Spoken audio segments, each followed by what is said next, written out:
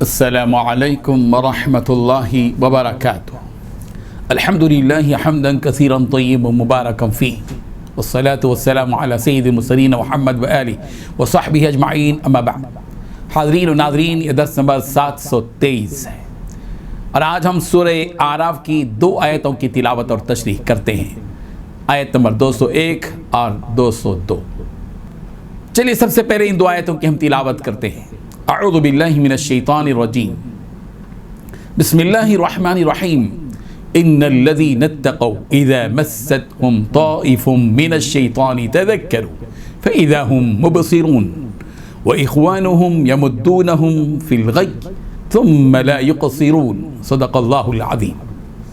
ان بے شک الذین وہ لوگ جنہوں نے اتقوا تقوی اختیار کیا، اذا جب مستہم پہنچتا ہے انہیں طائفن کوئی وسوسہ من الشیطان شیطان کی طرف سے تذکروا تو چونک پڑتے ہیں، فاذا پھر ناگہاں ہم وہ مبصرون سوج بوجھ والے ہو جاتے ہیں. وہ اخوانہم اور ان شیاطین کے بھائی یمدونہم انہیں کھینچتے ہیں فی الغی گمراہی میں، ثم پھر لا یقصرون وہ کبھی نہیں کرتے. ترجمہ یوں ہے، جو لوگ پرہیزگار ہیں جب ان کو شیطان کی طرف سے کوئی وسوسہ پیدا ہوتا ہے تو چونک پڑتے ہیں اور دل کی آنکھیں کھول کر دیکھنے لگتے ہیں، اور ان کفار کے بھائی انہیں گمراہی میں کھینچتے جاتے ہیں، پھر اس میں کسی طرح کی کوتاہی نہیں کرتے.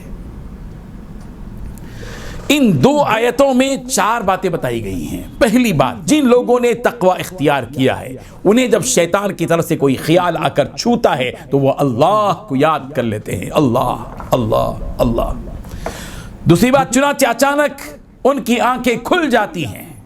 نمبر 3، جو ان شیاطین کے بھائی ہیں ان کو یہ شیاطین گمراہی میں گھسیٹتے جاتے ہیں. نمبر 4، نتیجہ یہ کہ وہ گمراہی سے باز نہیں آتے.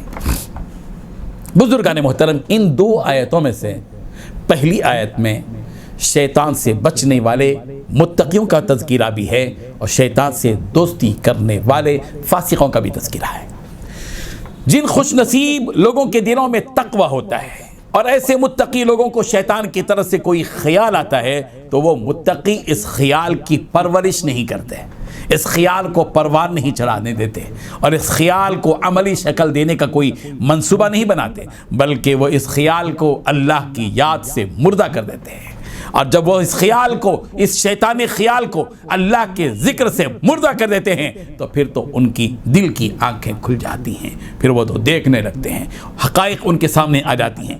شیطانی خیالات اور وسوسوں کو مردہ کرنے کا یہ بہترین فارمولہ ہے کہ اللہ تعالیٰ کی یاد دل و دماغ میں بسا لی جائے. جب دل و دماغ میں اللہ ہی اللہ اللہ ہی اللہ بس جاتے ہیں تو ایسے خوش نصیبوں کے تقوی کی کیفیت اور طاقت میں اضافہ ہو جاتا ہے. تیر و تلوار وہ ہتھیار ہے جس سے دشمن کا خاتمہ ہوتا ہے، اور ذکر الہی اللہ کا ذکر وہ ہتھیار ہے جس سے ازلی دشمن شیطان کا خاتمہ ہوتا ہے.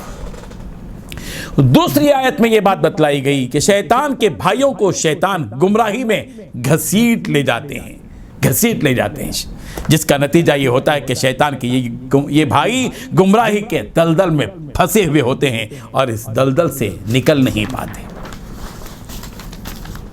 اب سوال یہ ہے کہ شیطان کے بھائی سے کون مراد ہے؟ شیطان کے بھائیوں سے مراد وہ انسان ہیں جو شیطانی کردار ادا کرتے ہیں. وہ فاسق و فاجر اور وہ کفار اور مشرکین مراد ہیں جن کو شیطان ضلالت اور گمراہی کی طرف کھینچ کر لے جاتا ہے. یہ شیاطین الانس ان شیاطین الجن کے معاون اور مددگار ہوتے ہیں. گویا گمراہی اور ضلالت کے پھیلانے میں دونوں آپس میں بھائی بھائی ہوتے ہیں. شیطان کا معاملہ یہ ہوتا ہے کہ جب کوئی انسان اس شیطان کی بات کو مان لیتا ہے اور اس کی گمراہی میں پھنسانے میں جب انسان شیطان کا ساتھ دینے لگتا ہے تو وہ شیطان اس کو برابر گمراہی کے راستے پر چلاتا رہتا ہے، یہاں تک کہ اس کو دوزخ میں پہنچا دیتا ہے. اس لیے چوکنے رہنا چاہیے، ہمیشہ چوکنے رہیں اس بات پر کہ جب کوئی شیطانی خیال آ جائے فوراً ہمارا کام یہ ہوگا کہ ہم اللہ کو یاد کریں. اور اللہ کی یاد کا مطلب یہ کہ صرف زبانی طور پر اللہ کو یاد کر لیا اور دل کے اندر پلان گناہوں کے چلتے رہے، نہیں، بلکہ اللہ کو یاد کرنے کا مطلب یہ کہ اس کی حقیقت کو پہچاننا، اس کا عرفان آ جانا، اس کی قدر و منزلت کا دل کے اندر آ جانا، اللہ تبارک و تعالیٰ کی عظمت کا پیدا ہو جانا، اور اس عظمت کے پیدا ہونے کے نتیجے میں اس کے دل سے گناہوں کے خیالات کا نکل جانا. یہ ہے اللہ کی یاد. اللہ تعالی ہم سب کے دل کے اندر وہ کیفیت پیدا فرما دے. وآخر دعوانا ان الحمد للہ رب العالمین.